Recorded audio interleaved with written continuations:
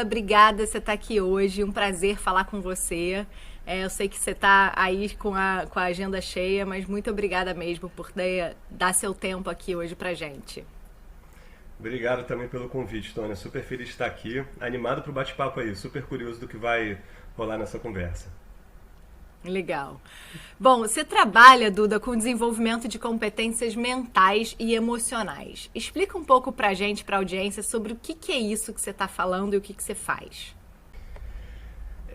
Eu acho que é um assunto que está super em voga, né? E tem, assim, diferentes approaches sobre o que são competências mentais e emocionais. Da maneira que eu vejo, Tony, assim, eu acho que as pessoas estão percebendo que são, primeiro, habilidades que são essenciais para o nosso dia a dia, assim, e que eu acho que podem ser desenvolvidas com treino. Eu acho que talvez isso seja uma boa nova, né? Porque durante muito tempo isso foi confundido com aspectos de personalidade, como se uma pessoa fosse compassiva ou generosa ou alguma coisa assim, porque ela é assim. E eu acho que essas competências, que são chamadas competências mentais e emocionais, elas podem ser treinadas, são habilidades. E eu acho que tem uma coisa muito interessante, que é pensar que elas não são um fim em si. Que na verdade elas estão sendo muito requisitadas pelo mundo atual por diversos motivos. Mas que talvez existam, como é que eu vou dizer assim, visões diferentes sobre isso. Então, assim, provavelmente uma empresa pode desejar que um funcionário tenha equilíbrio emocional ou tenha saúde emocional, até por questões de faltar trabalho, etc., por questões de produtividade. Isso, não estou falando que isso é ruim, mas isso é uma visão. E a gente pode ter também um approach de saúde, de competências mentais e emocionais, onde o norte, na verdade, é usado por uma questão mais de felicidade. Que também eu acho que é um outro termozinho bastante controverso hoje em dia, porque assim, a felicidade é uma coisa que talvez seja uma das coisas mais importantes na nossa vida, mas que eu acho que é muito pouco definida. Se a gente pegasse na Grécia Antiga, a gente tinha 7 palavras para falar de amor. Ludus, ágape, eros, etc. Hoje em dia, amor também ficou um pouco numa coisa só, um grande apanhado de palavras que a gente usa amor para tudo. E eu acho que felicidade também caiu um pouco nesse lugar, onde a gente deseja muito a felicidade, mas talvez a gente tenha pouco entendimento do que é felicidade, ou de que tipos de felicidade existem. Eu, particularmente, vejo que as habilidades mentais e emocionais, elas têm como norte principal essa felicidade. Não é uma ditadura de felicidade, não é um lugar que eu vou estar rindo o tempo todo, mas uma felicidade que talvez esteja associada a uma saúde mental excepcional. Um lugar onde a gente pode desenvolver aspectos, as causas dessa saúde mental excepcional. Assim como com o corpo a gente pode dormir bem, comer bem, fazer exercício, e isso de alguma forma promove a nossa saúde. E quando a gente faz isso, a gente acaba se sentindo bem, independente dos estímulos externos. Qualquer estímulo externo vai encontrar um corpo saudável, seja um vírus, seja um cansaço, um dia corrido, ele vai estar aportando nessa dança com um mundo saudável, com um corpo saudável. Eu acho que a mente também possui causas que podem ser treinadas separadamente, que de alguma forma promovem uma excepcional saúde mental. Eu acho interessante pensar que essa saúde mental, ela tem como sintoma um bem-estar. Esse bem-estar talvez seja um tipo de felicidade que para mim é muito norte dessas competências mentais e emocionais.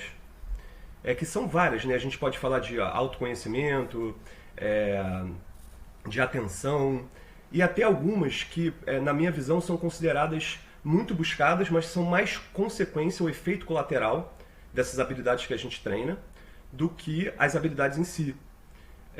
Não sei se eu já estou falando muito, mas, por exemplo, se a gente pegar aceitação. Aceitação é uma coisa muito falada hoje em dia, né? Aceita que dói menos, assim, tem os chavões e tem muita coisa sobre aceitar, até na tradição oriental, que vem para cá um pouco de prateleira, assim, um pouco simplificado. Mas eu não consigo pensar na aceitação como um decreto, assim, como algo que você vai aceitar porque agora você descobriu que é bom aceitar. Se fosse assim, a gente lia essa frase e estava resolvido o problema. Eu acho que Verdade. a aceitação, de alguma forma, ela é muito mais subproduto de outras habilidades que a gente tem, que de alguma forma fazem com que a gente encare a realidade um pouco diferente. Legal. Duda, achei interessante que quando você estava falando, você falou de três palavras, né? De certa forma, o sucesso no trabalho, né? E aí uma relação com a empresa, e somos seres profissionais também, e muitos de nós trabalhamos em empresas. Você falou da felicidade, né? E você falou do bem-estar.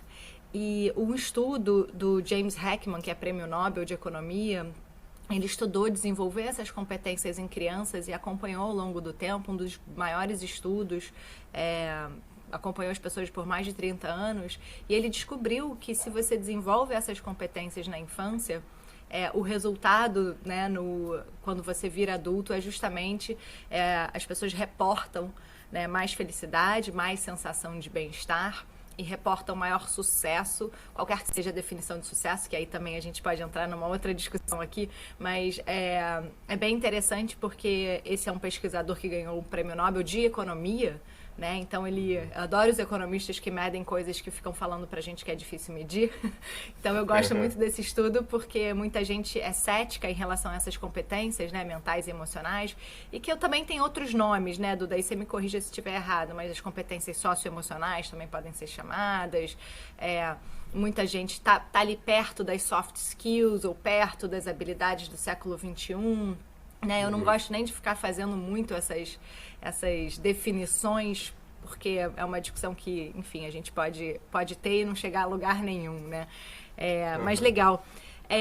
E, Duda, você falou, antes da gente entrar aqui, a gente estava offline falando um pouquinho desse momento, né? E o que você acha que faz com que essas competências sejam tão necessárias nesse momento que a gente está vivendo? Momento de pandemia e momento em que a gente vê um crescimento de questões relacionadas à saúde mental.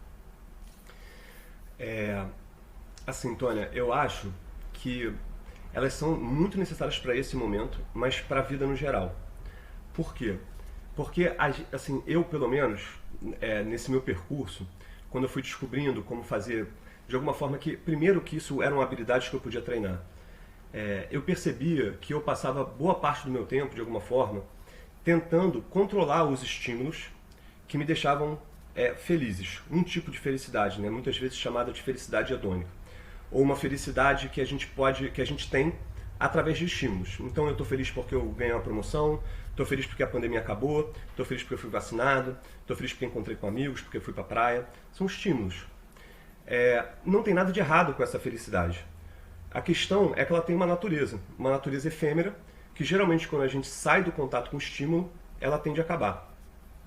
Uma outra questão muito grave dessa felicidade, da gente buscar essa felicidade dessa forma, é que a gente tem muito pouco controle sobre essas coisas externas. Talvez até um controle ilusório. É óbvio que a gente influencia. É óbvio que se eu me dedicar ao trabalho, eu tenho mais chance, de repente, de ser promovido. Mas, de alguma forma, você pega a pandemia, por exemplo, assim, quem podia ter controle disso? Sabe? Mesmo que a gente comece a falar de quem poderia ter feito diferente, etc., mas a pandemia está dada. E isso vai acontecer diversas vezes na vida. Assim, eu acho que se tudo der certo na vida, uma pessoa que eu já tive vários trabalhos com o Márcio Vale, ele fala assim, se tudo der certo, a gente vai, no mínimo, enterrar nossos pais. Porque se der errado, a gente morre antes. Então, eu acho que é inescapável na vida que a vida apresente uma série de condições que a gente vai sofrer de alguma forma, ou vai ter dor, e que a gente não vai ter controle. E aí entra uma questão que assim, a nossa experiência, ela não é 100%, eu diria talvez até que muito, talvez esteja mais próximo do 0% numa mente 100% treinada, definida pelos estímulos externos. Por mais que possa parecer absurdo o que eu vou falar, quando uma pandemia está dada, não voam numa notícia do jornal elementos, átomos de infelicidade, de sofrimento, de ansiedade da televisão para minha mente. O que acontece é que esse estímulo ele encontra como o meu estado, e isso acontece uma dança. Essa dança é o que a gente chama da experiência ou do resultado final do que eu estou vivendo. Essa parte daqui, como é o meu estado, eu acho que é uma parte que eu tenho muito mais capacidade de gerenciar. Dado que as coisas na vida são sempre impermanentes e que obviamente a vida também vai me dar uma série de presentes, de eventos bons, quanto mais eu acho que eu trabalhar esse estado, melhor eu tenho capacidade de fazer essa dança com os eventos externos. Isso vale para os eventos que a gente considera desagradáveis, mas também vale para os eventos agradáveis. Muitas vezes a gente vive situações agradáveis que a gente, de alguma forma, sabota, já fica preocupado quando é que vai acabar, se isso vai acabar, entra num relacionamento que a gente, sei lá, está apaixonado, já fica preocupado de perder a pessoa. Então, até para o nosso lado bom, dos estímulos bons da vida, eu acho que essa gerência dessas habilidades mentais e emocionais, o desenvolvimento delas, é extremamente relevante para uma vida melhor. Então eu acho que assim, e aí dentro disso, Tony, eu acho que não é só uma questão de pensar que, então uma vez que eu desenvolvo esses estados aqui, eu vou passar pela vida de forma muito tranquila. Eu acho que de jeito nenhum. Eu acho que a gente vai sofrer, e isso inclusive faz parte do desenvolvimento dessas habilidades. Porque não acho que é saudável alguém estar passando pela pandemia tranquilão. Eu, durante a pandemia, recebi várias ligações de ex-alunos, de pessoas próximas, com questões de saúde mental, digamos assim, nada diagnóstico fechado, cristalizado, mas ansiosas, que já dá um pouco de falta de ar e fica com medo de um Covid, etc. Eu acho que, até certo ponto, isso é a resposta saudável para uma pandemia. Sabe, eu acho que a saúde, aí sim entra nesse campo de ditadura da felicidade, como se eu tivesse que ter habilidades para o tempo todo performar na alegria, que é um bocado diferente de felicidade. Assim como uma pessoa com um corpo muito saudável, ela vai estar sujeita a estímulos, ela pode ficar doente. Agora, como será que uma pessoa saudável passa por uma doença comparada a uma pessoa que não está saudável fisicamente, né? Então, eu considero que assim, existe toda uma habilidade para regular, o que não quer dizer que a gente não vai ser influenciado por essas experiências externas, que a gente tem pouco controle.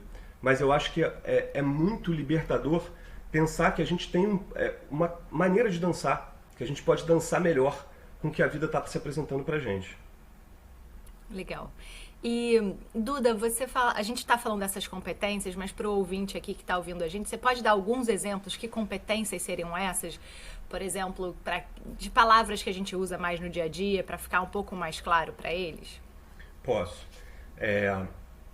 Assim, tem algumas habilidades, né, que eu falo quando a gente está dando os cursos lá do CEB, que é o Cultivate Emotional Balance, que de alguma forma é quase um momento anticlímax, porque as palavras em si, elas são rótulos, muitas vezes até já batidos, que não querem dizer muita coisa.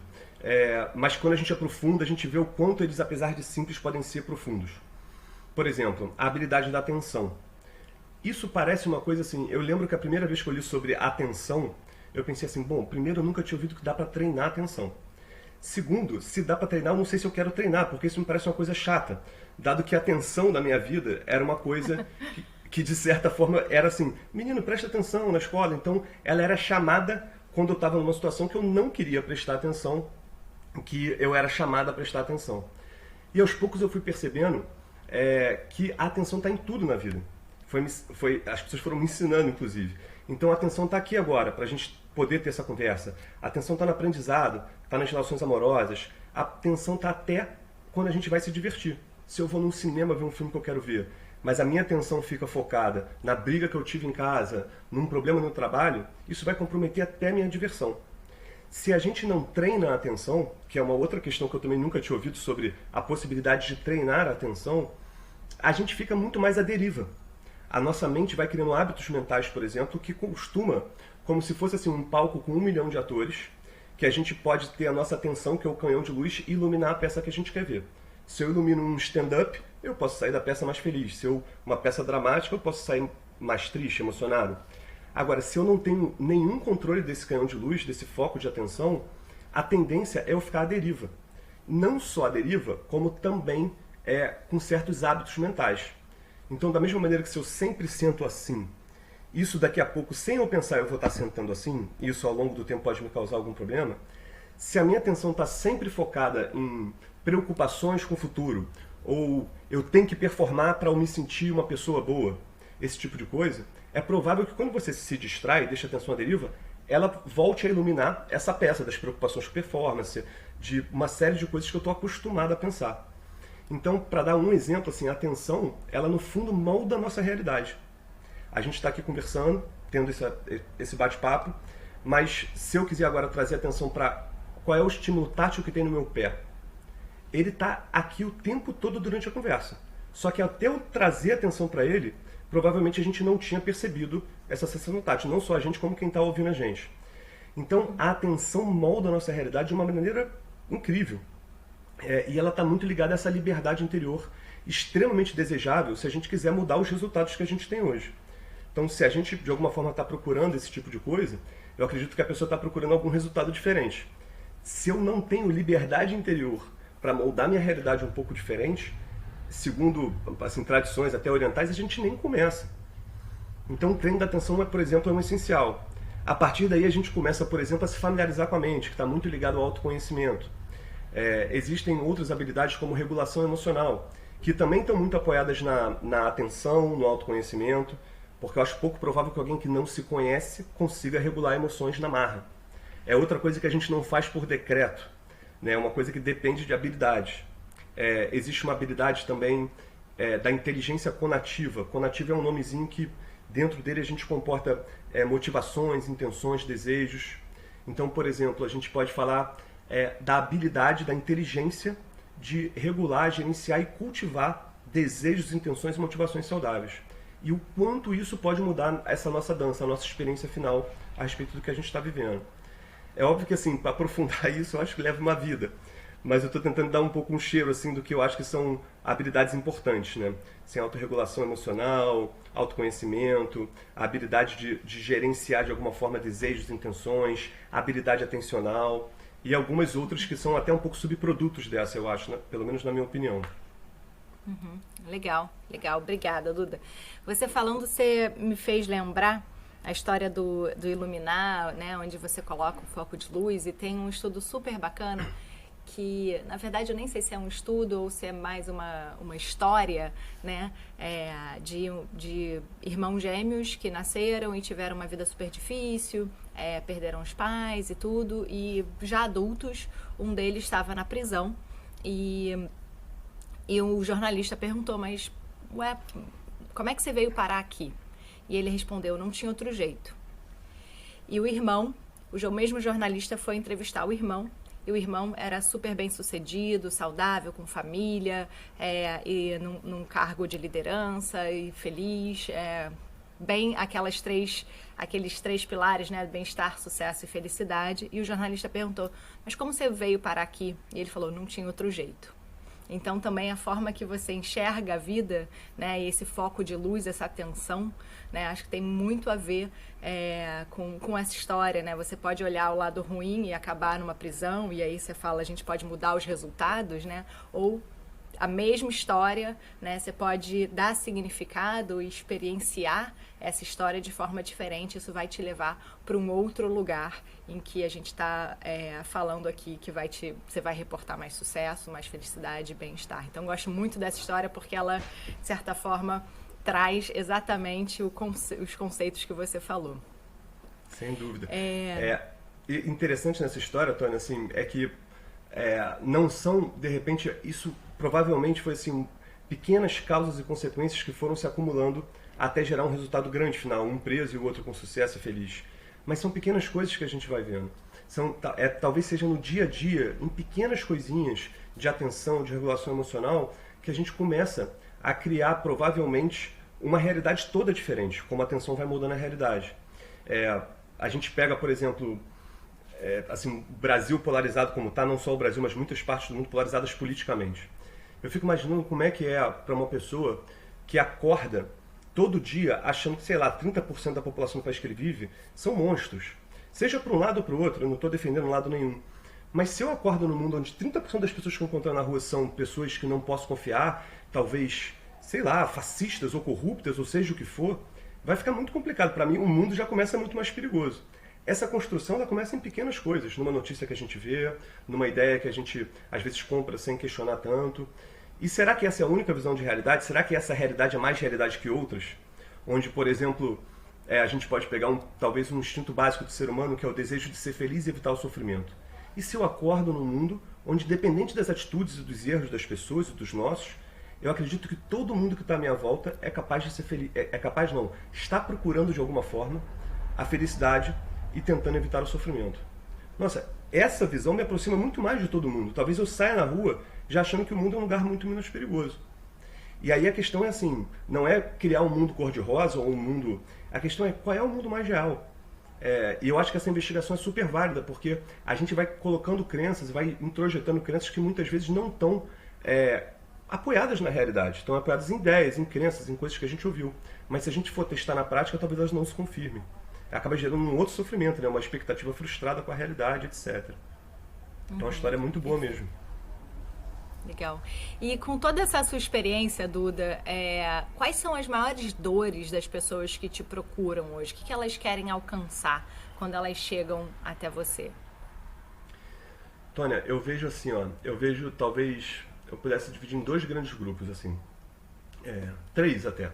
Tem pessoas que, aí não entra muito na sua pergunta, que estão lá procurando um desenvolvimento, então não estão tanto na dor, estão procurando mais saúde.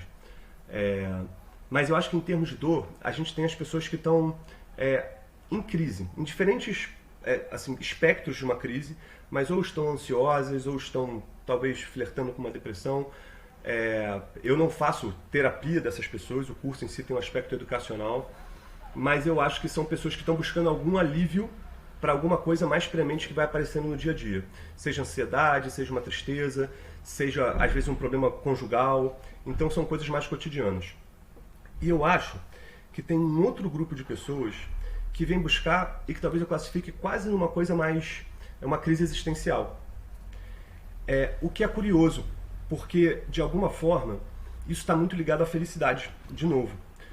Por quê? Porque eu acho que são pessoas que compraram uma ideia de felicidade, aí novamente tem a ver com essas crenças que a gente compra sem questionar, compraram uma ideia de felicidade, muitas vezes essas pessoas são até as pessoas mais bem-sucedidas, porque eu acho que quando a gente tem aquela imagem, né, do burro atrás da cenoura, não chamando ninguém de burro, pelo amor de Deus, mas aquela imagem clássica, que assim, enquanto o burro não consegue a cenoura, ele está ali focado em conseguir a cenoura, então ele vai andando. Às vezes, se você dá a cenoura para ele, ele para. No caso, assim, as pessoas que às vezes conseguem realmente cumprir aquilo que a sociedade falou para elas que seria uma fórmula de felicidade, então, sei lá, viraram CEOs de empresa, são super bem-sucedidas, casaram, tiveram 2 filhos, nada de errado com nada disso, mas elas, de alguma forma, assim, cara, zerei o jogo. Eu zerei o jogo da vida, era aqui que me falaram que eu tinha que estar. Só que eu não estou feliz. Ou, pelo menos, não estou me sentindo como eu achei que deveria me sentir. Essas pessoas têm uma sensação de estar correndo atrás do próprio rabo.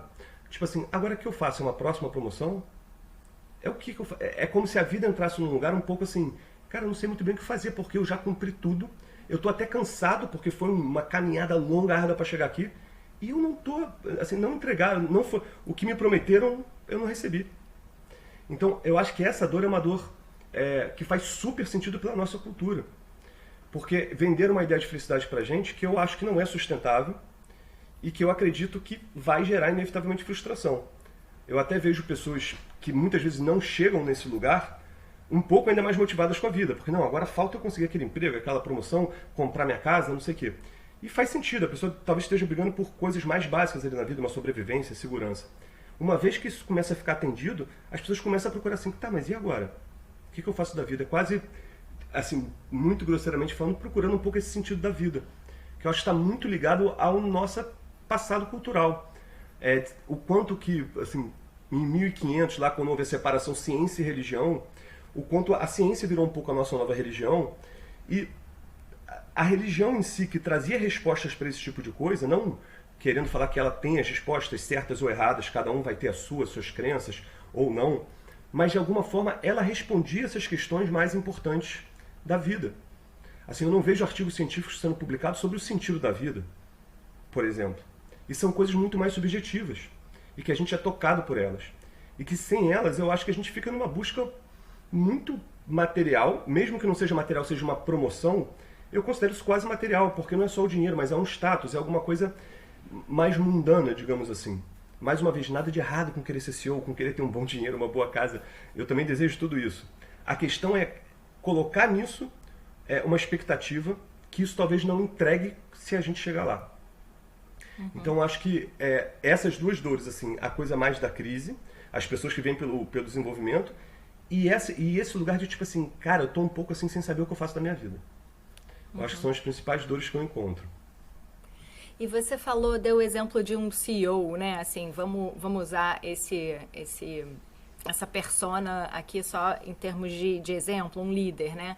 E tem essa busca interna, mas nesse momento que a gente vive uma pandemia e vários desafios no mundo dos negócios também, e com as pessoas e aquela ilusão que a gente tinha que o ser é um ser profissional versus um ser pessoal, acabou, porque a gente está entrando na casa das pessoas, a maioria delas, né, trabalhando de casa, quando tem essa possibilidade.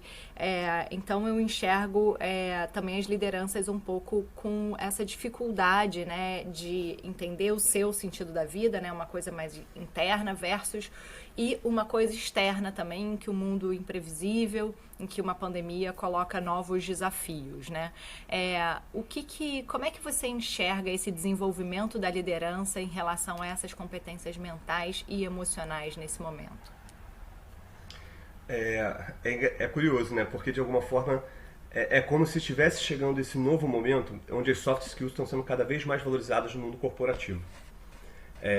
Até mindfulness, né? Eu lembro, eu trabalhei no mercado financeiro durante 7 anos e eu tinha notícias, assim, já faz um tempo isso, assim, dos maiores hedge funds do mundo criando salinhas para meditação para as pessoas, até aquele seriado Billions, que assim, pelo menos as temporadas que eu vi tem uma coisa dessa. E o que é curioso é que, assim, de alguma forma as pessoas estão buscando isso, só que eu acho que isso vem e acaba aportando, às vezes, ainda nessa cultura muito pragmática do resultado. Então é como se tivesse um choque cultural. A gente importa a técnica, mas talvez não importe a filosofia por trás. Então será que faz sentido eu botar uma salinha de meditação porque o funcionário vai ficar mais produtivo? Talvez seja melhor do que nada. Eu considero que, assim, se a pessoa entra por essa porta, tudo bem, não tem problema. A questão é se quem está entregando esse conhecimento para as pessoas, ou como elas estão recebendo, seja de onde for, livros, etc., que ela não pare aí. O Chad Menteng tem aquele livro do Search Inside Yourself, criador dessa iniciativa no Google. Ele fala, né, ele tem uma frase que eu acho muito boa, que ele fala assim, não é o funcionário mais produtivo que fica mais feliz. É o funcionário mais feliz que fica mais produtivo. Aí eu acho que isso super faz sentido. Só que aí isso já entra numa lógica que é assim... Bom, então vamos fazer todo mundo ficar mais feliz, mas para que a nossa empresa lucre mais. Então, a gente entende a inversão, mas novamente coloca como norte a produtividade. Nada de errado com ela também. Mas como é que funciona isso? Eu lembro que num retiro de meditação que eu estava, tinha uma piada assim, sobre ocidentais e não fazer meditação, né? Então a proposta seria 20 minutos de meditação e o ocidental com esse viés de performance já chega assim, 20 minutos de meditação? Eu vou terminar em 10. Em 10 eu vou liquidar esses 20 minutos. Assim... É uma coisa, é antítese, sabe? Porque começa a virar uma disputa, assim, eu ouço de professores de yoga falando, cara, que vira uma postura de quem faz o melhor asana, de quem posta a melhor foto, da melhor posição. E isso, na verdade, é quase assim a antítese do que eles estavam propondo.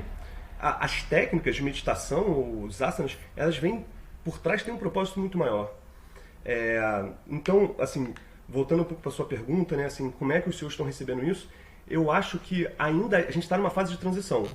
Eu acho muito melhor que, assim, de repente, há 30 anos atrás, a moda era, sei lá, o que era status era você ter um bom carro, uma excelente casa, uma casa na praia, não sei o quê.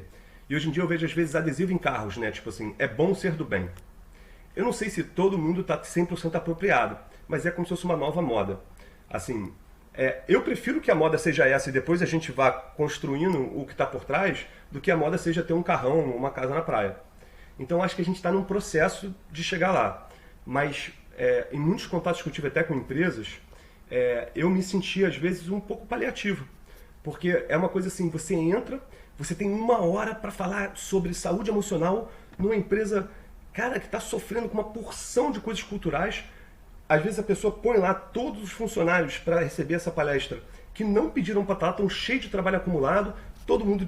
Assim, então é uma coisa meio louca, assim, você não vai mudar a vida de ninguém em 1 hora.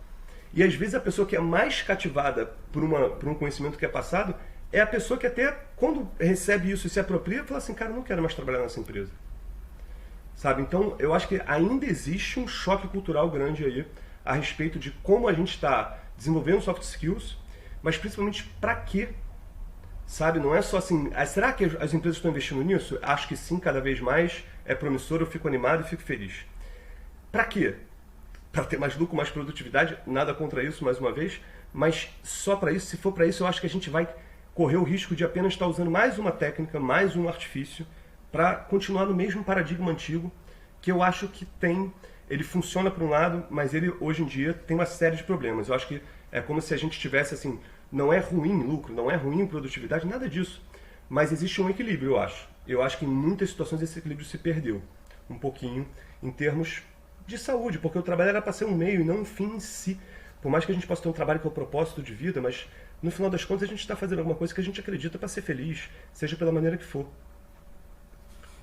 Perfeito. Eu gosto de falar de uma metáfora, né? Se a gente pensa numa gota de água no meio do oceano, a gente tem aquele efeito cascata, né? Se a gente consegue visualizar, e tudo que a gente faz impacta na gente, em quem a gente é, os nossos hábitos, né, os resultados pra gente mesmo, nas nossas relações, né, então como a gente interage com outras pessoas, seja nas relações pessoais ou profissionais, e no mundo, né, e isso tudo me vem quando você fala no conceito de jogo infinito, né, então essas soft skills e essa necessidade das empresas tem uma busca de curto prazo, de resultado de curto prazo, mas ninguém ganha no mundo dos negócios, ninguém vence isso, porque é um jogo infinito, né? E até é um conceito que eu aprendi mais com o Simon Sinek no livro dele. Então, acho que eu entendo o que você está falando, porque tem uma visão de curto prazo, né? A lente, ela é uma lente focada em resultados de curto prazo e não na vida e na perpetuação do bem, como você falou no adesivo do carro, ao longo do tempo, até quando a gente não tiver mais aqui, eventualmente, né? Então, acho que tem muito a ver esse conceito. Tônia, e eu fico até curioso, porque eu acho que você tem um bocado mais de contato com corporações do que eu. Eu queria saber, assim, como é que tem sido para você, assim, entregar esse conhecimento para essas pessoas? Assim, é uma pergunta mesmo, eu acredito que deve ser muito gratificante por um lado, mas queria saber que desafios você encontra mesmo, porque eu fico curioso. Acho que você tem um bocado mais experiência que eu nesse mundo corporativo, e se eu puder reverter um pouquinho aqui a ordem das coisas, te fazer essa pergunta como entrevistador, eu gostaria de saber. Claro. Como é que é para você? Eu concordo com você, acho que tem uma busca, né, e uma certa moda, e principalmente a pandemia alavanca muito essa necessidade, porque os dados de burnout, as questões de saúde mental no mundo, nas corporações, né, eu estou aqui no Vale do Silício, isso é uma realidade também aqui, então tem uma necessidade paliativa de da empresa endereçar fortemente isso, mas não criar o suporte para que as pessoas dentro das empresas possam ter as suas vidas e serem mais felizes para que sejam produtivas, né? Não para que elas sejam produtivas para ser mais feliz. O que, de certa forma, Duda, me vem na cabeça quando você fala isso, quando eu recebo feedback individual das pessoas agradecendo e se questionando, eu acho que isso me dá um certo conforto, né? Porque assim como eu falei da gota no oceano, talvez essa pessoa seja uma gota no oceano, mas talvez a gente consiga impactar várias pequenas gotas e não só a grande corporação, a grande organização em termos de cultura. Mas eu vejo sim uma tendência a humanizar um pouco a liderança, ainda com... eu gostei muito do que você falou, né? A gente importa a técnica, mas não a filosofia por trás. Então, assim, ainda que a gente tenha um adesivo lá no carro, pelo menos a gente está olhando isso, mas eu concordo que tem toda uma sistemática de cultura que não está sendo necessariamente mudada. Então, hoje eu olho como paliativo, né, como atividades paliativas, mas se a gente é capaz de tocar um indivíduo e esse indivíduo tocar outros indivíduos, a gente cria esse efeito cascata da gota no oceano, né? Então, eu acho que esse uma pessoa por vez, a gente muda o mundo. É isso que me dá um pouco mais de tranquilidade. Legal, Tônia, concordo também. Esses feedbacks, às vezes, de uma pessoa já vale tudo, né? Já vale todo o trabalho que às vezes você faz com várias pessoas, mas é muito legal mesmo. Muito legal. Obrigado pela resposta. Imagina. E aí, Duda, a gente falando um pouco disso, de liderança, e no momento em que a gente tem uma crise de liderança no mundo como um todo, né? A forma que que os líderes estão lidando com a pandemia, ou endereçando isso, e até dentro das empresas mesmo, a gente vê empresas que estão buscando entender isso e olhar o colaborador de uma forma diferente, mas a gente vê também empresas que não estão olhando isso, né? Então, como é que você enxerga essa tendência, né, de esse novo modelo de liderança? Como é que ele é para você? Eu acho que existem vários tipos de liderança, né, Tony? Assim, tem a pessoa que lidera pelo exemplo, tem um líder servidor. Existem diversos catálogos assim de quais são os líderes, o mais autoritário, etc. Eu acho que as empresas, por serem essas corporações que já têm regras, são organizadas, as promoções, etc. A gente tem muitos chefes, mas não necessariamente tem muitos líderes. Esse líder que pretende de alguma forma liderar e não só chefiar, eu acho que, antes de tudo, assim, a primeira coisa talvez seja olhar para ele mesmo. Assim, uma analogia com isso talvez seja uma coisa que assim, muitos pais me procuram. Assim, nossa, eu preciso muito, você dá aula de meditação para crianças?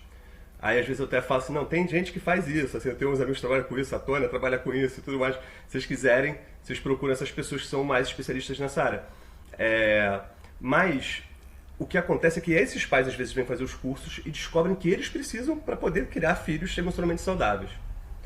Então eu acho que o líder, isso acontece um pouco até às vezes em empresas que eu já tive, assim, não, eu vou contratar aqui vocês para você, etc, assim, para o seu curso, a sua palestra, porque eu preciso que meus funcionários entendam.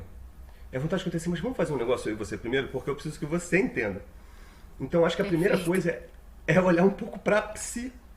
Sabe, para a gente começar assim, eu vou começar por mim, senão acho que eu nem começo. E a segunda coisa que eu acho é que, especialmente se a gente for falar de soft skills, de habilidades mentais e emocionais, socioemocionais, etc., eu acho que está totalmente correlacionado a essa capacidade de começar por si. Eu acho que tem uma questão do líder humano, antes de tudo. Assim, porque se a pessoa foca assim, não, agora eu vou fazer isso para ter menos turnover na empresa. Cara, eu acho que a gente está focando errado, eu acho que tem que focar no ser humano. Isso pode parecer um pouco utópico, mas se a empresa não tiver lucro, vai demitir todo mundo. Eu sei que são várias questões.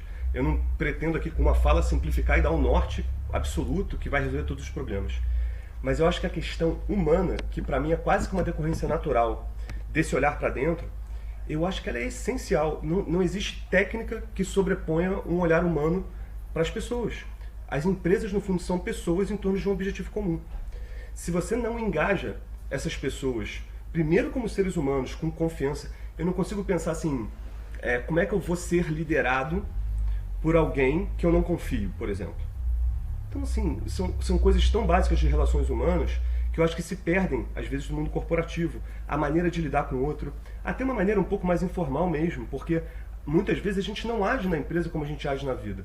Não estou falando para chegar lá de chinelo, sandália, sei lá, tem todas as regras da empresa. Mas em relação humana, eu não vejo por que ser muito diferente da vida pessoal, sinceramente. Posso estar sendo ingênuo, faz um tempo que eu estou fora do mundo corporativo, mas eu olharia muito para isso, porque o chefe é feito pela empresa, por um chefe superior que promoveu, etc. Mas no fundo, para mim, assim, tem uma visão que é curioso isso, assim, né? Eu tive uma experiência também na música, eu fiquei 7 anos trabalhando com música numa banda, e nessa época, assim, a pessoa que era meu norte assim, de liderança que eu aprendi muito era o César Millan, que é um encantador de cães. E por que ele era? Porque no fundo ele estava trabalhando com uma coisa completamente informal, uma coisa da natureza. Que assim, como é que se estabelece um líder dentro de um grupo, uma vez que não tem promoção de ninguém, um cachorro não vai falar com o outro, etc. E é muito curioso, eu não sei se é o Simon Sinek, mas tem alguém que também tem uma palestra de 3 minutinhos no YouTube falando sobre a importância do segundo seguidor, que casa muito com uma coisa que o César Millan falava, que era o seguinte: quem faz o líder são os seguidores. Então a pessoa pode ser chefe, mas para quem no fundo, assim, imagina que eu falo assim, não, eu vou liderar aqui, vamos criar um grupo de estudo, nós, sei lá, 5 pessoas aqui, eu vou liderar esse grupo de estudo. As pessoas podem olhar para minha cara e falar assim, pô, mas quem te botou de líder, cara? Eu não quero fazer parte. Para a pessoa aceitar, primeiro, a ideia pode até ser minha, eu posso estar fazendo alguma coisa, mas se a pessoa que está ali não decidir seguir, se eu não estou numa empresa, eu posso ter que ser obrigado a ser chefiado por. Mas a liderança, eu acho que tem uma coisa de alguma forma, o liderado escolher aquela pessoa como líder. No mundo canino, digamos assim, os cachorros elegem o líder que é o mais apto a achar água e comida para todos. E se ele de alguma forma não proteger o grupo, ele não é mais líder, sabe? E muitas vezes eles não querem a posição de liderança porque é extremamente desgastante, vulnerável. Ele está ali na linha de frente de um conflito, etc. E aqui na nossa cultura, a pessoa assim, não, ser o CEO é o máximo. E se ser líder não for a melhor coisa do mundo? E se for mais confortável ser liderado por uma pessoa que você confia que está olhando para os objetivos comuns? Sabe? Então eu acho que se a pessoa está pensando em ser líder e não chefe, eu acho que ela tem que entender como que ela pode ser, entre aspas, eleita por aquelas pessoas, mesmo que não formalmente, como um líder, que aquelas pessoas podem confiar. Que está ali por elas, de alguma forma um pouco um líder servidor, olhando pelo lado delas e proporcionando que aqui vai ser o bem-estar do grupo. Eu acho que essa seria a visão. Legal. Eu gostei muito que você trouxe o líder humano, né? O olhar para dentro e o ser humano. E quando você fala dos seguidores, me vem também que, na verdade, todo mundo pode ser esse líder da sua própria vida, né? Esse líder pessoal em que você toma as suas decisões melhores para você e, obviamente, você afeta a sua vida, né? A sua sensação de bem-estar mas também as relações e o mundo, né? Então, quando a gente está falando de líder, a gente está trazendo sempre a questão das empresas ou o CEO, né? Um líder formal, né? Uma posição formal, mas na verdade a gente pode ter esse papel e acolher esse papel para nossa própria vida, né, para que a gente possa ser liderança da nossa própria vida, né? E pensando nisso, o que você pode, Duda, ensinar para os ouvintes aqui algumas dicas para manter saúde mental e equilíbrio emocional nesse momento que tanta gente está pedindo isso, para que eles possam ser líderes da própria vida? Assim, Tônia, eu acho que talvez a dica que eu tenho assim, vá aprender com pessoas que sabem mais, porque isso é um dos maiores atalhos da vida. É óbvio que a gente pode aprender sozinho, mas muitas vezes seria assim, reinventar a roda. Tem tanta gente, Tônia, assim, tão boa, tanto em livros quanto em cursos e palestras, que já passaram uma boa parte da vida dedicada a estudar isso, que eu acho que assim, pegar esse atalho é quase um presente que você recebe dessas pessoas. Sabe? Um presente que você se dá. Porque eu acredito que assim, uma vez que a gente começa a desenvolver essas habilidades, a gente começa a ter um pouco mais essa autonomia de gerenciar a nossa vida, de ser líder na nossa própria vida. Mas eu acho que a gente começa por desenvolver essas habilidades, por reconhecer quais são, identificar e a partir daí cultivar. Então, para mim, o primeiro passo seria realmente você tomar contato com alguma linha de conceito, alguma disciplina, alguma prática que faça sentido para você. Eu acho que não tem a prática mais correta, tem vários campos sobre isso, mas vá aprender com alguém que já sabe. É um atalho, é uma coisa enorme, assim, uma livraria, quase uma loja de brinquedo do que você quer aprender. E a partir daí, como eu entendo um pouco esse bem-estar, essa felicidade como uma habilidade que pode ser treinada, eu acho que tudo é treino. Sabe? Eu acho que a gente não aprende nada sem treino, ninguém nasce sabendo tocar um violão, ninguém nasce sabendo fazer malabares, ninguém nasce sabendo. Tudo é treino, até para falar a gente treina. Então eu acho que tem um treino. E que esse treino também não fique no lugar da performance, da coisa assim, nossa, então eu vou ter que meditar meia hora de manhã, meia hora à noite. Não precisa. Não é que não é desejável, mas assim, senão fica parecendo que só quem medita vai ter uma vida legal. Eu dou aula de meditação e eu realmente, assim, acho que muitas vezes o maior problema do ocidental é tentar demais. É já querer performar aonde isso é quase a antítese do que vai levar a gente para uma meditação boa, digamos assim. É uma meditação que a gente vai ter proveito daquilo. E quantas coisas que estão nessa filosofia que a gente pode fazer, que estão por trás, que estão no treinamento do dia a dia. De tipo assim, vou entrar aqui num podcast com a Tônia, pô, tô um pouquinho nervoso. Isso, eu tenho uma super oportunidade para treinar nesse momento. Como é que eu faço para treinar isso? E aí, se eu já tenho poucos conhecimentos, é um momento para treinar. Não preciso estar sentado num tapete com um altar para poder meditar. Então, acho que primeiro é tomar conhecimento para você cortar um caminho enorme de ter que descobrir tudo que foi descoberto no passado e, a partir daí, colocar em prática. Eu acho que parece uma receita meio simples, assim, mas eu acho que é a que funciona. E acho que os maiores obstáculos, muitas vezes, não são as técnicas, que costumam ser simples, os conhecimentos, e nem o treino em si. Eu acho que tem uma coisa muito ligada àquilo que eu falei lá no começo, assim, de uma habilidade mental, que é a habilidade conativa, que tem a ver com desejos, intenções, que assim, será que a gente está com a motivação correta para fazer isso? Será que a gente entendeu por que a gente está fazendo isso?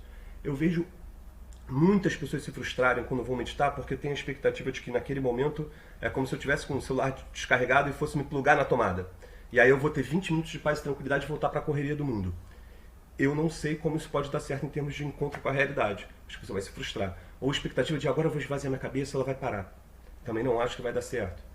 Então, eu acredito que assim, a gente ter a motivação correta, o entendimento correto, a sabedoria do que a gente está buscando, do que aquilo pode entregar, tem muito mais chance de eu ter satisfação. Se eu falar para uma pessoa que está sedentária, cara, vai correr na praia, é incrível, vai mudar a sua vida, você vai se sentir bem. E a pessoa nunca ouviu falar disso, ela começar a fazer exercício físico, ela fala assim, cara, mentiram para mim. Eu tô aqui me sentindo cansado, tô com preguiça, não quero mais fazer isso, é dor no dia seguinte. Mentiram para mim. Porque a expectativa, a motivação, a intenção não foi colocada de forma correta. Então eu teria, além dessas duas dicas, um especial interesse na intenção, que eu acho que muitas vezes é deixado um pouco de lado. Na motivação correta, na intenção correta, na expectativa correta. Legal. Eu costumo dizer muito que a gente precisa colocar mais intencionalidade no que a gente quer fazer, quer aprender, em qualquer decisão da nossa vida, porque a gente acaba decidindo sem uma intenção clara, né? E isso impacta a nossa experiência e a gente acaba não indo em direção ao que a gente quer mesmo. Concordo com você, Duda. Bom, Sem vamos dúvida, agora Tânia. partir para aquelas perguntas 10 a 10, são últimas perguntinhas que eu faço. Tá preparado? Acho Vamos que lá. sim, né? Vamos lá. Se alguém realmente te conhece, o que essa pessoa sabe a seu respeito? Olha, eu acho que ela sabe que eu sou uma pessoa que assim, eu tenho muitos medos, muitas felicidades, muitas alegrias, que eu sou uma pessoa sensível que me toca, mas acho que no fundo que eu sou uma pessoa normal. Pode parecer ser esquisito fazer isso, porque eu acho que todo mundo é, mas é porque ultimamente, desde que eu passei, isso não aconteceu com a música, na época do mercado financeiro, mas eu comecei a trabalhar dando aula de meditação, etc. E nossa, assim, quantas pessoas que passaram a me conhecer sem me conhecer de verdade e tem uma expectativa assim, agora esse cara medita, esse cara não tem problema, esse cara não fica com raiva. Nossa, eu acho que se a pessoa realmente me conhece, sabe que eu sou uma pessoa normal. Eu diria isso. Pô, adorei isso, Duda, porque eu chamo isso da falácia, né? As pessoas acham que eu estudo inteligência emocional, que eu sou super, que eu regulo todas as minhas emoções e que eu sou, né? E eu falo que isso é uma falácia, né? Não é à toa que eu estudo isso, porque na verdade eu busquei aprender porque eu precisava e as pessoas acham que eu não tenho problema. Adorei essa sua resposta. E é uma prisão, né, Tânia? Deus me livre de viver nessa prisão, pelo amor de Deus. Que prisão é essa que colocam as pessoas que trabalham com isso? Imagina um médico não pode mais ficar doente. Meu Deus do céu. Enfim, mas é um pouco do fardo de trabalhar com isso. Às vezes é até engraçado. Já tive discussão com um amigo meu que falaram assim pra mim. Eu tava no meio da discussão, eu tava exaltado assim, essa pessoa falou assim, qual é o nome do curso que você dá no equilíbrio emocional? Eu falei assim, vontade Que raiva, aí você fica com mais raiva ainda. Mais raiva. Mais raiva, mas enfim. São várias situações até engraçadas. E sobre o que você mudou de ideia recentemente? Nossa, o que eu mudei de ideia? Olha, eu vou te falar que talvez uma coisa que eu tenha mudado de ideia tenha sido a respeito do mundo da política. Eu tinha uma versão enorme à política. Tem uma frasinha clichê, mas que é super verdadeira, que eu acho que assim, se você não gosta de política, você vai ser governado por quem gosta. E por mais que isso comprometa um bocado, às vezes, o meu equilíbrio emocional, eu não tenho conseguido me desligar das coisas que estão acontecendo. Tentando ao máximo, assim, não ficar preso nessa polaridade, porque o que me assusta mais que tudo nesse mundo político é a falta de diálogo. Não só das pessoas que estão lá em cima, que muitas vezes, nossa, assim, eu gostaria muito que fossem outras, mas da gente, assim, das pessoas que estão recebendo essas mensagens dele, como se a gente estivesse comprando uma ideia que não serve de nada pra gente em termos de polarização. Então eu tenho tentado, assim, realmente fazer disso uma parte da minha vida com equilíbrio, porque é como se eu tivesse, assim, em termos de saúde, vou comer no McDonald's um pouquinho. É um assunto espinhoso que muitas vezes faz mal, mas eu acho que eu mudei de ideia em relação à importância disso pra minha vida, assim. Legal. E qual a sua melhor qualidade de liderança? Eu acho que eu fui aprendendo muita coisa no caminho, viu, Tony? Assim, porque assim, tive várias experiências diferentes no mercado formal, no informal, mas eu acho que eu tenho alguns defeitos, mas eu acho que talvez seja essa coisa do coletivo. Eu acho que no momento em que eu entendi que eu não sou líder de nada, a não ser que alguém me faça líder de alguma coisa, eu passei a entender que meu propósito de liderança talvez seja muito mais... posso estar apontando caminhos, etc., mas estar ali para as pessoas. Porque senão eu sou deposto, literalmente. E muitas vezes, assim, talvez até percebendo que muitas vezes eu não quero ser líder, porque dá trabalho, viu? Mas eu acho que seria esse olhar para o coletivo, e não para a liderança em si, não para mim, ou para o que eu quero que as pessoas façam, mas sim para o que a gente pode fazer. Eu acho que esse líder ele consegue agregar muito mais do que eu até acredito que assim, a política do chicote, da punição e recompensa, ela funciona sim. Se não funcionasse, não usava. Mas eu acho que ela tem um custo muito alto que no médio prazo ela vai cobrar. Então eu acho que a coisa do sustentável, para mim, passa muito por essa questão humana, né? Por essa questão de olhar para o todo do grupo. Uhum. E qual o desafio? Né? É um desenvolvimento de vida inteira. Exatamente. E Duda, qual o desafio de liderança ou um desafio na vida que a vida insiste em colocar na sua frente e que você, de forma frequente, passa por esse desafio e que ainda você precisa desenvolver? Olha, tem um, Tônia, que eu não sei se... Eu acho que tem a ver com eu desenvolver, sem dúvida, sempre tem. Mas tem um que tem sido um desafio grande nos últimos tempos, que é a noção de comunidade. Eu me vejo, às vezes, muitas coisas na minha vida, eu tinha, assim, acho que muito por conta de como meus pais me criaram também, mas uma coisa assim, vou lá e vou fazer, eu vou dar conta. Muitas vezes não consegui, muitas mesmo, mas alguma coisa surgia dali. Mesmo que eu não conseguisse o que eu queria, aquilo ia gerando frutos, aprendizado, etc. Então eu tinha uma confiança de que eu ia conseguir, se eu trabalhasse, eu ia conseguir. Mas essa coisa da comunidade, que eu acho que está um bocado doente no nosso mundo, a gente tem ministérios da solidão já na Inglaterra e em outros lugares, eu acho que é uma coisa que não dá para fazer sozinho. E eu acho que a sociedade está estruturada de uma maneira que depois de um tempo, a gente vai ficando meio que a par da sociedade, fica fechado no núcleo familiar.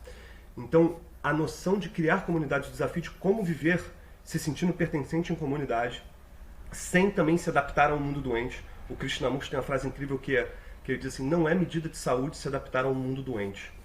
Eu adoro essa frase, e ela cria uma encruzilhada, porque eu também não sei se é medida de saúde viver a par da sociedade.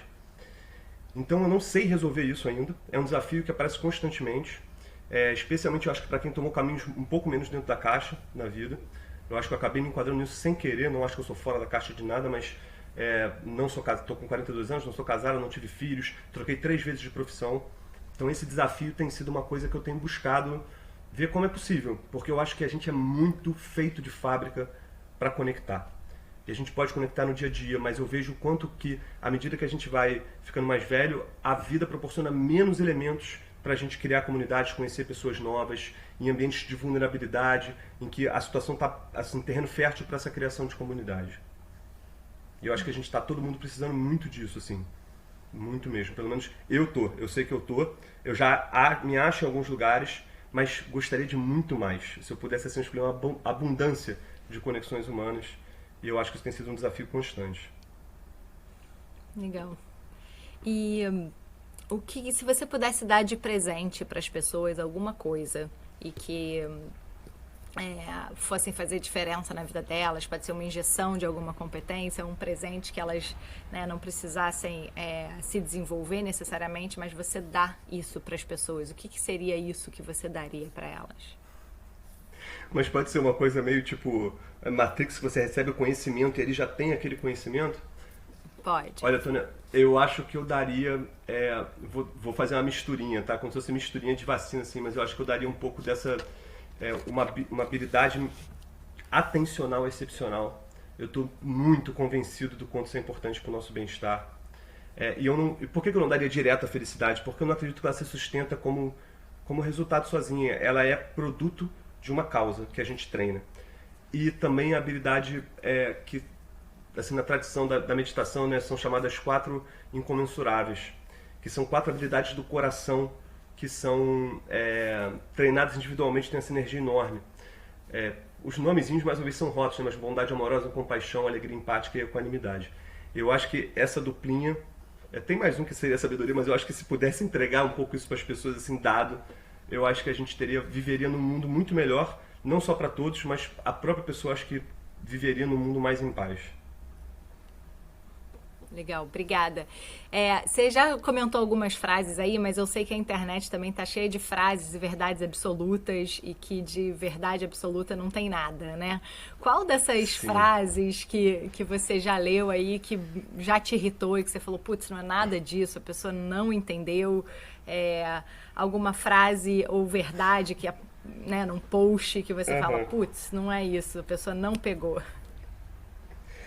Né? Eu não sei se eu tenho uma frase específica, mas eu acho que tem dois conceitos que eu vejo aparecer muito. Assim, um é uma coisa quase assim, tipo, que eu acho que ainda está enraizada na nossa cultura lá de trás, assim, individualista, assim, quase que uma coisa assim, seja foda. Sabe? Tipo, tem uma coisa do seja bom demais, seja excelente, seja não sei o quê, que eu fico um pouco assim, mas pra quê? Porque, assim, isso me incomoda um pouquinho, porque o norte às vezes me incomoda. Sabe, existe uma premissa, assim, no qual seria o nosso instinto mais básico. O instinto mais básico seria ser feliz e evitar o sofrimento. Segundo a tradição oriental. Isso não é um imperativo, isso não é uma coisa que a gente tem que fazer. Nem quer dizer que por a gente ter esse instinto, a gente consegue chegar nesse resultado. Só seria uma coisa assim, uma coisa para investigar. Assim, se o ouvinte quiser investigar, eu acho que é uma investigação interessante. Percebe se tem alguma coisa na sua vida que você faz que não é para ser feliz e evitar o sofrimento. Óbvio que teria que definir felicidade, sofrimento, mas eu não consigo pensar. Eu, sinceramente, não consigo sair dessa máxima. Se isso é verdade, assim, para que me serve ser foda? Como se isso fosse me entregar alguma coisa. Então, eu tô chamando esse ser foda, assim, porque tem várias coisas que vão um pouco nesse lugar. Sabe, assim, que são diferentes frases que enquadram nessa coisa desse desejo do pódio, do primeiro lugar, do ser diferenciado, do ser especial, que eu fico um pouco achando que isso joga contra o que a gente quer, que é ser feliz e evitar o sofrimento. E eu acho que a outra são um pouco esses lugares simplistas, dessas habilidades, como se assim, não, agora basta aceitar. Como se fosse assim, você precisa, e coisas que a gente precisa fazer por decreto. Então tem o você pode que é uma coisa maior e tem assim, não, você precisa aceitar, você precisa liderar as pessoas de tal forma, você precisa fazer isso, Então um checklist enorme de coisas que são, para mim, resultados de habilidades e que são colocadas por decreto, sabe? Você agora precisa se tornar um líder mais empático. Ok, como? Você precisa aceitar as condições da vida. Caraca, como? Não, simplesmente aceite. Se você estiver ansioso na pandemia, aceite, deixa aquilo passar. Caraca, como? Eu acho que tem tantas habilidades que são dadas e que elas não são erradas em si, mas eu não acho que elas são as habilidades. Elas, para mim, são efeitos colaterais das habilidades. E essa noção de dar habilidade, para mim, só gera mais frustração. Porque você dá habilidade para pessoas, você só precisa aceitar. Aí você vai lá, tenta aceitar a primeira vez, às vezes consegue na marra, a segunda na marra, a terceira na marra, e aí tem um momento que você não consegue mais fazer na força de vontade, porque é como se fosse um músculo que vai cansando, e aí você fica duplamente frustrado com você. Pô, era só aceitar, por que eu não consigo aceitar? Então eu acho que são duas coisas que jogam contra esse norte da gente ser feliz e evitar esse sofrimento. Legal, gostei, Duda. E qual é o seu maior medo? Eu acho que o meu maior medo é esse medo de alguma forma, a vida ir me colocando num lugar onde eu vá vivendo cada vez menos em comunidade. Pelo menos atualmente, esse é o meu maior medo. Eu já tive outros medos grandes, assim. Quem me conhece bastante até sabe disso também, voltando àquela pergunta, né? Que foi, eu com 20 anos eu tive uma crise de ansiedade. E na época eu não sabia o que era, isso não era tão falado assim. E eu fiquei com muito medo de ficar maluco na época, assim. Eu falei, caramba, eu tô ficando maluco. E aí, assim, psicólogos, assim, eu faço terapia até hoje, me ajudaram. E eu fui descobrir até que esse é um dos maiores medos das pessoas, que as pessoas têm vergonha de falar sobre eles. Medo de perder o controle, de que vai surtar de alguma forma. Esse, durante um tempo, me atazanou um bocado, até eu ter mais tranquilidade. Eu falei assim, não, tá tranquilo, eu acho que não é bem por aí, o que a gente tá... Até o que a gente chama de maluco é outra coisa.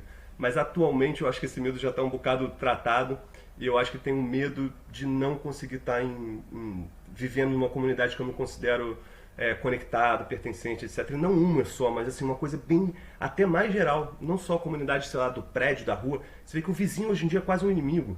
Cara, a gente não vive em comunidade nem no prédio que a gente vive. Sabe, porque o vizinho vai ter uma infiltração que vai me dar problema. Caramba, assim, Isso pra mim não tem como não dar problema, sabe? Tem um vídeo incrível do Ministério da Solidão, lá na Inglaterra, uma campanha que eles falavam assim: será que a gente esqueceu como é que a gente faz para fazer amigos, a habilidade de fazer amigos? Será que é tão difícil? A gente resolveu chamar especialistas para descobrir como é que faz. Aí eles pegam uma porção de crianças, sabe, assim, sei lá, de 5, 6, 7 anos, e jogam elas num café, assim, para conversar com pessoas que estão tomando um café sozinha. E elas chegam puxando o assunto da melhor maneira possível, sabe? Tipo assim, por que a cor do seu cabelo é branca? E aí vão puxando o assunto, daqui a pouco a pessoa está envolvida com a criança ali. Então eu acho que tem uma coisa de uma habilidade, de uma certa guarda alta.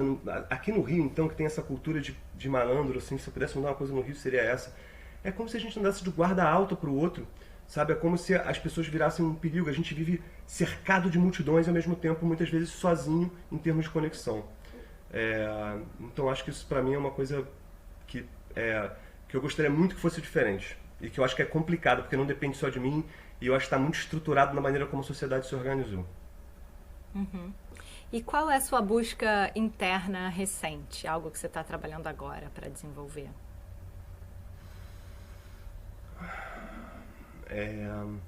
Tônia, eu fico até com medo de estar sendo monotemático, mas eu tô caindo um pouco nesse lugar da conexão, da vulnerabilidade. Mas acho que tem uma busca, assim, de... É até curioso, assim, eu sempre fui muito reservado para várias coisas. E nesse mundo atual, por mais que eu tenha, assim, nossa, Tônia, eu tenho quase tem coisas que são conceitos formados mesmo depois de estudar um bocado. E tem coisas que eu acho que são preconceitos com redes sociais, com tudo isso. Só que eu dependo um pouco disso. E aí eu fico pensando assim, como me integrar sem me vender, digamos assim, sem vender meus princípios. Então eu tenho buscado passar por cima desses preconceitos de quem foi criado em outra geração, onde vi boa parte da minha juventude sem celular, sem nada disso. E tenho buscado saber assim, como usar isso melhor, sem que eu de alguma forma esteja cometendo algumas agressões comigo, sabe? Isso tem sido uma busca, assim, mais, talvez não tão importante como essa da comunidade, mas uma habilidade que eu tenho pensado e refletido e conversado um bocado com algumas pessoas que eu acho que fazem um uso muito melhor do que eu e que eu não vejo tanto problema. Mas quando é pra mim, eu acho que ainda existe uma autocrítica. Aí é parte do preconceito que eu tenho que trabalhar para melhorar nisso aí, digamos assim. Uhum. E estamos acabando aqui as perguntas, mas se você pudesse escrever em um outdoor, uma frase, um lema ou algo que você acredita, que você acha que o mundo precisa ler, que você escreveria? Eu acho que eu escreveria, Tônia, que a felicidade é uma habilidade e que ela pode ser treinada. Porque eu acho que, assim, existe um mito, né, de que a gente toma decisões racionais. E eu não consigo pensar numa decisão que não tenha um sabor emocional por trás. Seja se eu vou aceitar um emprego aqui ou ali.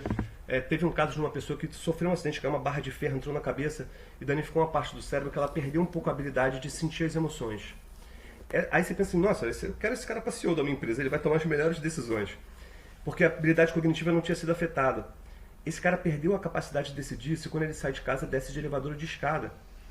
Porque em termos de prós e contras, a gente talvez nunca chegue a lugar nenhum. Assim, não, de escada eu vou fazer um exercício, de elevador tem um pouco mais de risco. Né? Então não se chega. Quando a gente decide se vai querer um emprego, se tudo no fundo tem um viés assim, não, isso aqui vai me fazer um pouco mais feliz ou vai evitar um sofrimento ali na frente. E eu acho que se a gente... Guerras, ganância, roubo, corrupção... Tudo isso, na minha opinião, são maneiras distorcidas de buscar a felicidade. Se a gente tivesse a noção de que isso está muito mais disponível para a gente do que a gente pensa, eu acho que, nossa, a gente teria um mundo muito melhor. Muito melhor. Legal. E se pudesse indicar um livro que toda pessoa deveria ler, ou um livro que você mais deu de presente, que livro seria esse? Olha, vou até pegar um aqui que está aqui atrás. Eu acho que esse livro é um super livro, chamado Como Lidar com Emoções Destrutivas.